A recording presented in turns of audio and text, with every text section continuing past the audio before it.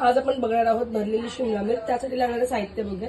शिमला मिरच आहे जी मी कट करून घेतलेली आहे। 3 बटाटे आहेत बॉईल करून घेतलेले आहेत। बारीक चिरलेली कोथिंबीर आहे, मीठ, जिरं, मोहरी, हिंग आणि हा मसाला आहे। ह्या मसाल्यामध्ये आपण सुकं खोबरं, लसूण आणि आपले जे घरातले सुके मसाले असतात ते मी टाकून घेतलेले आहेत।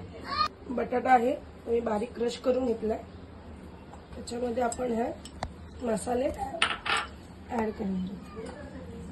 त्यामध्ये आपण ही बारीक चिरलेली कोथिंबीर ऍड करणार आहोत। आता आपण जे सगळं मिश्रण आहे ते एकजीव करून घेतलेलं आहे। थोडंसं तेल, फोडणीला जिरं, मोहरी आणि हिंग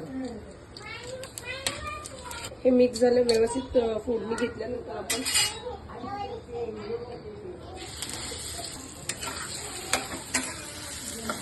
छान असं मिश्रण एकजीव झालेलं आहे। आता आपण हे काढून घ्यायचं एका बाउलमध्ये।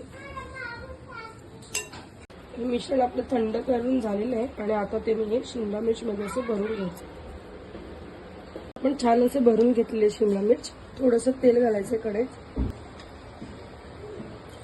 आपण हे 10 ते 15 मिनिटं वाफायला ठेवून द्यायचं। थोडंसं पाणी शिंपडून घ्यायचं आणि याच्यावर आपण